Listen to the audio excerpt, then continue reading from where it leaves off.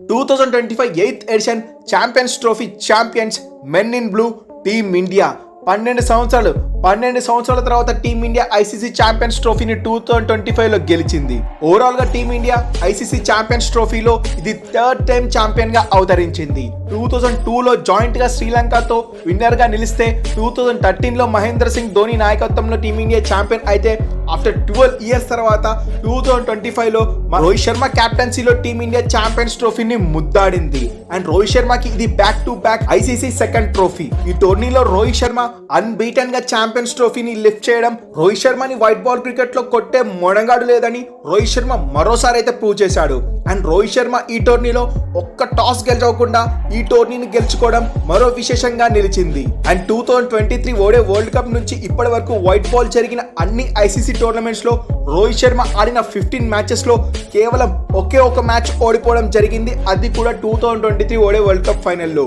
2024 champions ట్రోఫీలో ఒక్క match ఓడిపోకుండా unbeaten గా గెలవడం, 2025 ఛాంపియన్స్ ట్రోఫీలో కూడా ఒక్క మ్యాచ్ ఓడిపోకుండా అన్బీటెన్ గా నిలవడం. టీమిండియా రోహిత్ శర్మ మార్కెంటో ఈ ఛాంపియన్స్ ట్రోఫీతో న్యూజిలాండ్, పాకిస్తాన్, ఆస్ట్రేలియా జట్టును చిత్తు చేసి men in blue always king అని టీమిండియా ప్రూవ్ చేసింది. ఇక ఈ మ్యాచ్ లోని ఫైనల్ విషయానికి వస్తే న్యూజిలాండ్ జట్టు బాగా గట్టిగానే పోటీ ఇచ్చిందని చెప్పాలి. ముఖ్యంగా స్పిన్ డిపార్ట్మెంట్ మనం ముందుగా ప్రివ్యూలో మాట్లాడుకున్నట్లే స్పిన్నే కీలకంగా మారింది. 250, 260 దాటమనుకున్నాము. సేమ్ ఫస్ట్ ఇన్నింగ్స్ లో అదే స్కోర్ వచ్చింది. అండ్ సెకండ్ ఇన్నింగ్స్ లో చేసేటప్పుడు టీమిండియా బ్యాట్స్మెన్లు కూడా చాలా ఇబ్బంది పడ్డారనే చెప్పాలి. ఈ మ్యాచ్ లో ముందుగా టాస్ గెలిచిన న్యూజిలాండ్ జట్టు ముందుగా బ్యాటింగ్ ఎంచుకుంది. ఎందుకంటే పిచ్ స్లో అవుతుందని న్యూజిలాండ్ జట్టుకు తెలుసు. అయినా సరే న్యూజిలాండ్ జట్టు 251 పరుగులే చేసింది.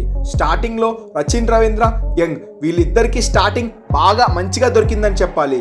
వీళ్ళిద్దరు కేవలం 8 ఓవర్లోనే 57 రన్స్ పార్ట్నర్షిప్ అందించి ఫస్ట్ వికెట్ యంగ్ రూపంలో వరుణ్ చక్రవర్తి అయితే ఫస్ట్ వికెట్ తీసుకున్నాడు. ఆ తర్వాత రచిన్ రవీంద్ర కూడా ఫాస్ట్ గా ఆడే దాటిలో 37 పరుగులకు అవుట్ అయిపోయాడు. ఆ తర్వాత Kuldeep back to back overs లో back to back wicket Kane Mohammad కూడా తీసి న్యూజిలాండ్ వెన్ను వంచారు. ఆ తర్వాత డారీ మిచెల్, డెన్ ఫిలిప్ చాలా స్లోగా ఆడారు. ఇక డారీ మిచెల్ అయితే 101 బాల్ ఆడి కేవలం 63 పరుగులు చేశారు. అండ్ మిడిల్ ఆర్డర్ అయితే న్యూజిలాండ్ జట్టు టీమిండియా స్పిన్ దాటికి తట్టుకోలేకపోయింది. బ్యాటింగ్ లో మొత్తం డిఫెన్సింగ్ ఆడారు. టీమిండియా ఫాస్ట్ బౌలింగ్ షమి, అలాగే హార్దిక్ పాండ్యా వీళ్ళిద్దరు వేస్తే కానీ హిట్టింగ్ మొదలు పెట్టలేదు. సో లాస్ట్ ఓవర్ల వరకు కూడా స్పిన్ వేయడం న్యూజిలాండ్ అయితే చాలా ఇబ్బంది పడ్డారు. ఇక చివరిగా బ్రేస్వెల్ వచ్చి 40 బాళ్లలో 53 కొట్టడంతో న్యూజిలాండ్ జట్టు స్కోరు 251 చేరుకుంది.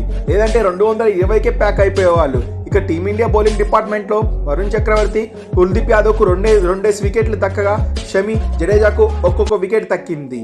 అండ్ 252 రన్స్ టార్గెట్ తోకి బరిలోకి దిగిన team India captain Rohit Sharma, vice captain Shubman Gill వీళ్ళిద్దరూ ఓపెనింగ్ అయితే మంచిగా ఇచ్చారు. ముఖ్యంగా రోహిత్ శర్మ తాను హిట్టింగ్ మొదలు పెడుతుంటే గిల్ అయితే స్ట్రైక్ రొటేట్ చేస్తూ ఉన్నాడు. రోహిత్ అయితే తన వంతు కెప్టెన్ ఇన్నింగ్స్ ఆడాడు. రోహిత్ శర్మ గ్రీజ్ లో ఉన్నంత కాలం టీమిండియా స్కోర్ అయితే గల్లగల్ల పారిందని చెప్పాలి. మ్యాచ్ వన్ సైడ్ లాగా మారింది.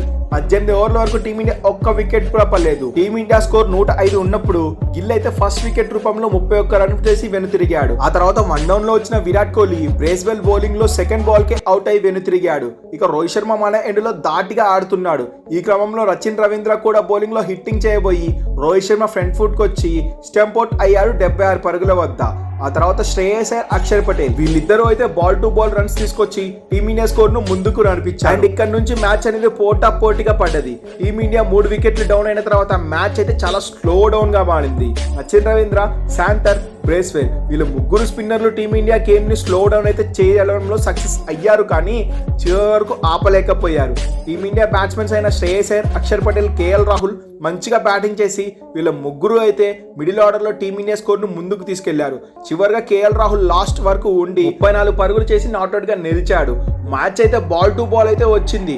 లాస్ట్ లో జడేజా, కేఎల్ రాహుల్, హార్దిక్ పాండ్యా 6లు 4లు కొట్టడంతో టీమిండియా అనేది 4 వికెట్ల తేడాతో ఘన విజయం అయితే సాధించింది. అండ్ న్యూజిలాండ్ జట్టులో శాంతర్, బ్రేస్వెల్ కు 2 వికెట్లు దక్కగా రచిన్ రవీంద్ర, జెమిసన్ కు తలా ఒక వికెట్ దక్కాయి. అండ్ ఈ దెబ్బతో టీమిండియా 12 సంవత్సరాల తర్వాత ఛాంపియన్స్ ట్రోఫీలో ఛాంపియన్ గా నిలిచి 3 సార్లు కప్ అందుకున్న టీమ్ గా టీమిండియా అయితే ఒక కొత్త చరిత్ర రాసింది. ముఖ్యంగా రోహిత్ శర్మ తన కెప్టెన్సీలో back to back 2 ICC trophies team India గెలవడం అంటే అది నాట్ ఏ జోక్ అని చెప్పాలి. అండ్ లాస్ట్ 4 ఐసీసీ ఈవెంట్స్ లో రోహిత్ శర్మ 4 ఈవెంట్స్ లో టీమిండియాను ఫైనల్ చేర్చారు. అందులో 2 సార్లు ఫైనల్లో ఓడిపోగా టీమిండియాను 2 సార్లు ఛాంపియన్ గా అవతరించేలా చేశాడు. అండ్ ఆఫ్టర్ ధోని తర్వాత రోహిత్ శర్మకి అయితే టీమిండియా యాజ్ ఎ కెప్టెన్ గా 2 ఐసీసీ ట్రోఫీస్ అయితే ఉన్నాయి. సో దీంతో రోహిత్ శర్మ అయితే తన టీమిండియా క్రికెట్ హిస్టరీలో తన శాసనం అయితే రాసుకున్నాడని చెప్పాలి యాజ్ ఎ కెప్టెన్ గా. మొత్తానికి టీమిండియా ఆఫ్టర్ 12 ఇయర్స్ తర్వాత ఐసీసీ ఛాంపియన్స్ ట్రోఫీలో ఛాంపియన్ గా నిలిచి దేశ ప్రజల్ని, ఇండియన్ క్రికెట్ ఫ్యాన్స్ ని అయితే సంబరాల్లో ముంచెచ్చేలా చేసింది ఈ ఆదివారం. Once again congratulations to team India men in blue. మరి ఈ వీడియో మీకు నచ్చినట్లయితే ఒక లైక్ చేయండి. ఇలాంటి ఇంట్రెస్టింగ్ క్రికెట్ అప్డేట్ కోసం మన క్రికెట్ ఇండియా ఛానల్లో సబ్స్క్రైబ్ చేయడం మాత్రం మర్చిపోకండి. Thanks for watching our video.